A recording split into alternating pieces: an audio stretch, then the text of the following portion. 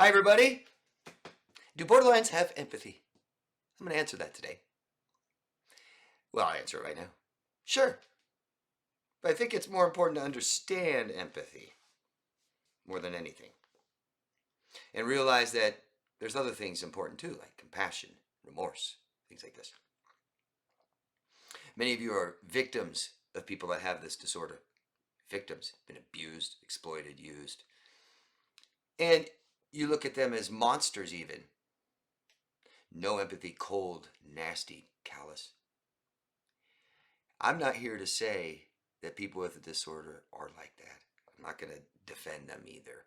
I know that there are millions of people with this disorder and they do millions of different things. They're not all the same. What I can tell you is generally borderlines have empathy. But let's dive into that. So let's get into the four types of empathy real quick. Cognitive empathy. I understand what you're feeling. Sure, I can tell. I can see it. It's thinking-based, and I'm reading your emotions, your affect. I can see you're upset, you're stressed, you're happy, you're excited. Borderlines, they can go from accurate to distorted. Think of it as a spectrum. Yeah? And they can very well have a wrong perception, perceive things wrong, your emotions wrong. Emotional affective empathy is the second one. I feel what you're feeling. Sure. Oh, I see you're upset. That makes me a little upset. I see you're so sad. I am too. Oh man, you're sitting there telling me the story. It's making me feel that way too. You're excited. Oh, it's getting me excited. Yeah. It's raw. It's emotional. Resonance. Borderlines. They're high in this when they're safe and attached, but they're low in this when they're completely shut down. When they feel threatened. So they go from love to hate. Yeah? Psychological splitting is what we call this. A diagnostic trait for borderline personality disorder. So it doesn't mean they don't have empathy, does it? What are they doing with it? So what you get with this is intense bonding, deep shared emotion, crying with you, overwhelming compassion. But when the split comes, it's cold, it's cruel, it's detached, it's attacking. The third, compassion, empathetic, concern. I care about what you're feeling and I want to help. I need to do something about it. I'm sitting here and as you're telling me, man, I got to get up and help you. I got to get up and get some food for you. I got to get a blanket, a jacket. I got to comfort you. You okay? I got to protect you. I want to go tell that person, ugh.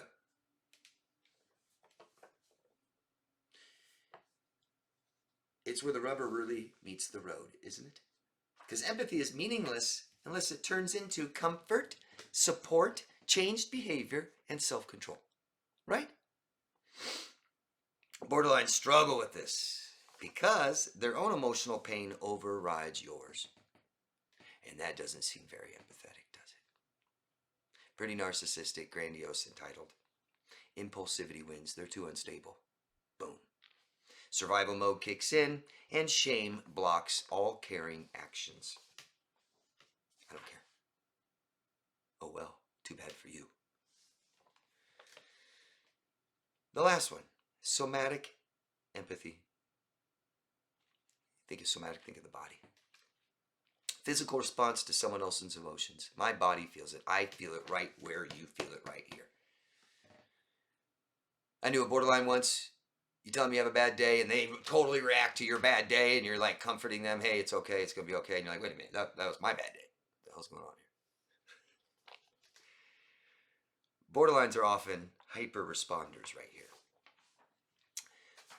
Borderlines don't lack empathy. They lose access to it.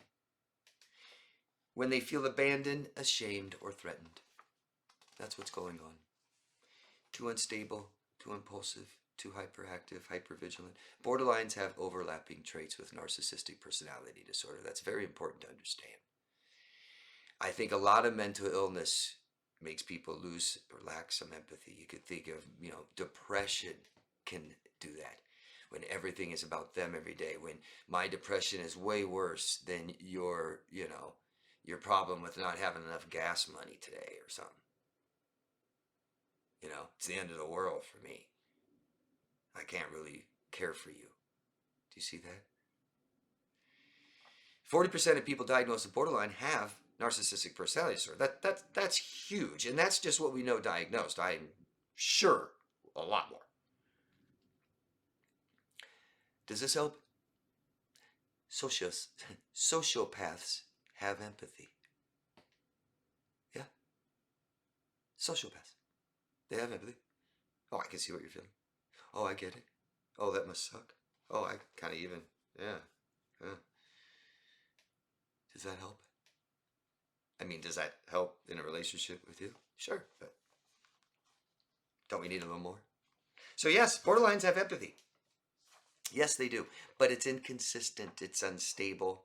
It often collapses when emotions spike, when they're too dysregulated, which they cannot do. They cannot regulate their emotions.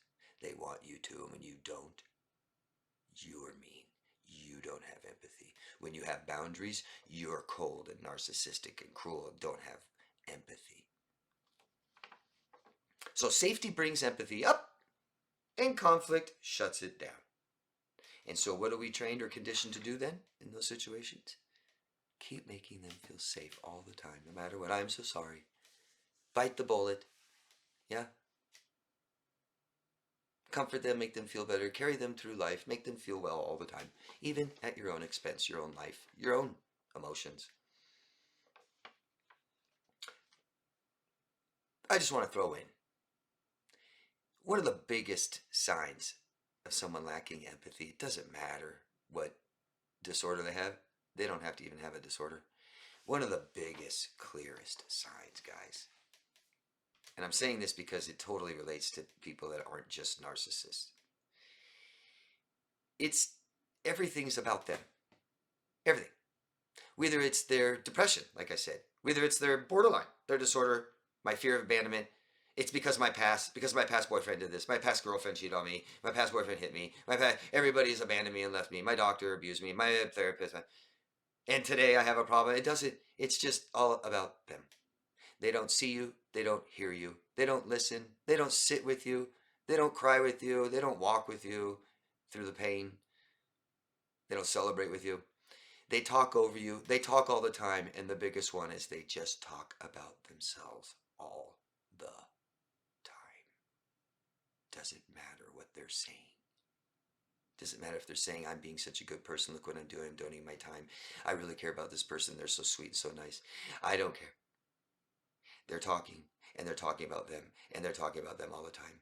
And they're not really caring about what you say. And they never really get to know who you are. And that is one of the biggest things I've noticed with the hundreds of clients I've helped with narcissists and borderlines, sociopaths and psychopaths, is none of them, including borderlines, do not care who they are. And they accuse them of things that they never did, and they accuse them of being things they aren't, and they project everything that they are. That's what I've noticed 10 years helping people. What are some of the signs you guys have seen that where borderlines really lack empathy? And have you noticed that instability? That split, right? So it's so opposite. It's just so loving, caring, nice, crying with you, and then just, God, who are you? And we think of names like narcissists, like monsters and aliens, but they're human beings. We just need to understand them, and we do that with compassion. But the scariest person on this planet doesn't just lack empathy. Empathy, compassion, and remorse. And when you see compassion and you see remorse, that's very important because there are people out there that lack empathy because of all kinds of different reasons. Very good, great, loving, caring people that lack empathy. And they'll never hurt, they'll never exploit, they'll never abuse. And that is what the majority of borderlines do.